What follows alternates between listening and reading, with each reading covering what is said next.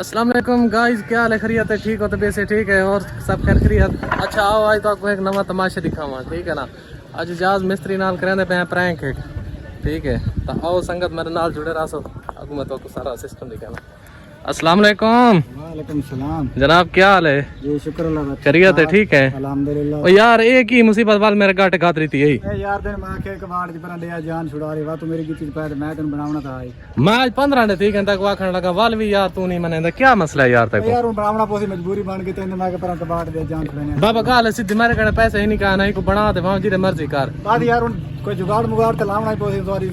मतलब क्या कर सकते तुम बंदे भी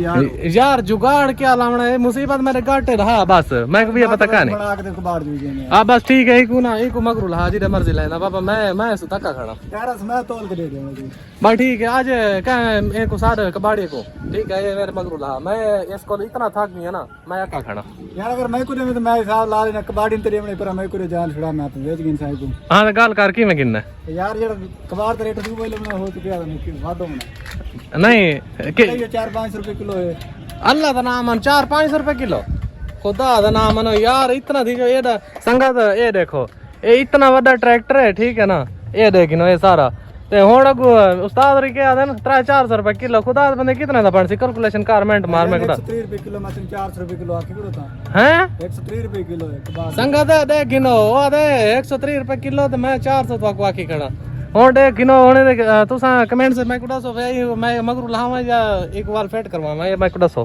भाई अगर 500 रुपए 400 रुपए बिके तो सोचन क्या चीज केड़ी सच्चाई दी नहीं ते तकरीबन कितने दा बन सी यो को 3-4 लाख दा बनवे सी और कितने दा बन अल्लाह दा नाम 15 लाख तो मैं खुद कीता तू मैं को 3-4 लाख दा बेच करे ना चंगा तू यार मिस्त्री है 4 न बने थे 5 बनवे सी जो कुछ बन सी तो बाद नहीं बन अच्छा गाल सुन एक मेरी मान ठीक है ना क्या मना दे हुण तू इन कर चलो तेरी मैं मने ना तू मेरी मान ए मेरे मगरू ला इन भाई मैं लिया 15 लाख दा अच्छा ठीक है ना तू एक तकरीबन 7 लाख दा बेच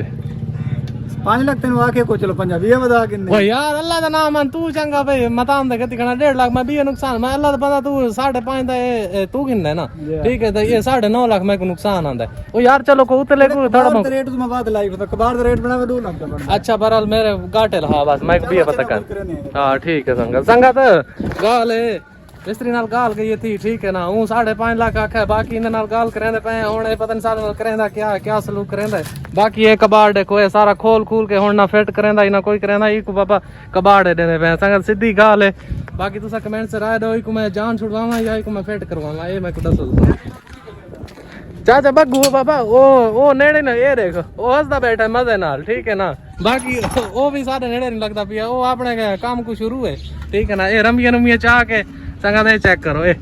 रमिया चाह के वाल वाले कुर्सी लगा बैठा है बगुआ दा जान खड़ो मेरे हाथ काले होने पेन सारे बाबा बंदा तो तेरा है मैं तो कुछ नहीं कर सकता इहदे कोल यादा गिच्चे च बड़ा बूट आके कबाड़िया जेड़ा भी रेड लेसी साढ़े नाल इंदी तय थी कि 400 रुपए किलो ठीक है ना संगत कबाड़िया की है यार संगत हुण तो आपको दिखाने इन नाल ही मिलाने हैं कबाड़िया साहब नाल ठीक है ना तो इजाज कबाड़ी के लिए साथ ते बाकी इजाज गाल जोड़े कबाड़ी की है यार ए पता नहीं होने तो त्रे इतनी लगी वधी को पहले पानी पीवन लगी है बाकी को इन नाल तू गाल कर ठीक है ना भाईजान उनदे नाल गाल करो भाईजान ट्रैक्टर कबाड़ देना काम बनवा देना चलो ले ले तू क्या रेट छेट है 120 रुपए मैं वो 120 रुपए लाइक तो मैं घाटे दे बेचा बाबा मेरी बात सुन मेरी पार विके 100 रुपए ठीक है ना तो भावे विके 200 रुपए तो भावे विके 1000 रुपए मेरे नाल तेरी गाल है 400 दी यार गाल ठीक है लेकिन मैंने घाटा ना यार मेरी गाल सुन तेरे घाटा आवे भावे आवे मुनाफा और तू जान तेरा काम जाने मेरी गाल सुन मैं पैसे चाहिए मैं को पैसे दे वजन करो जो मर्जी करो मैं पैसे दो यार कुछ बता रेट यार मैं तो बड़ा रुपया तो पड़ भाई फाइनल 120 रुपए ला लो वो तो फाइनल 120 तो पड़ता मैं तुम 400 रुपए आके भाईजान मेरी गाल सुन तेरे नाल गाल 400 सही है साको 400 रुपया दो भावे सारी पार एक गिने 120 रुपए भावे दे दो भाई फाइनल रेट लियो जा का रेट को नहीं ना जा भाईजान गाल सुनो मैं किया लुटिया मैंने पता को नहीं रेट दा तो मेहरबानी करो अपना सौदा वापस कर नहीं 120 रुपए नाल मैं मेरी गाल सुनो हुन सौदा हटावन दे गाल है तुस 1000 रुपया रीते बयाना जी ठीक है ना तो यार 1000 ला ले क्या करे मेरी गाल सुन 1000 ते रहो की आवाज 11 गुना दी गाल है वाल बकाया पैसे दे 11 गुना तेरी जान छुड़े ने 11 गुना बरना वारे दे विच अच्छा बस ठीक है संगत गाल है ਇਹ ਬਾਕੀ ਉਸਤਾਦ ਹੋਰੀ ਨਾ ਹੁਣ ਉਹਨਾਂ ਆ ਕੇ ਵੀ ਅਸਾਂ 11 ਗੁਣਾ ਭਰਨ ਨੂੰ ਤਿਆਰ ਹੈ ਬਾਕੀ ਅਸਾਂ ट्रैक्टर नहीं कहते क्यों उन्होंने नुकसान ही बहुत सारा आता है 280 रुपए उन्होंने नुकसान आता है किलो पिछू तो बाकी हुण उस्ताद होरी 11 गुना भी देसे उस तो बाद इन्होंने को बोतल ही पीसूं मिठाई भी खासूं गाल सीधी है उस्ताद जी 11 गुना भी साकू देओ ते बाकी ठीक है नहीं तो भरा माफी वाली गाल गला ते माफी कहना मिलसी हां हुण भाई तो मिठाई मंगाओ तो साकू 11 गुना ही देओ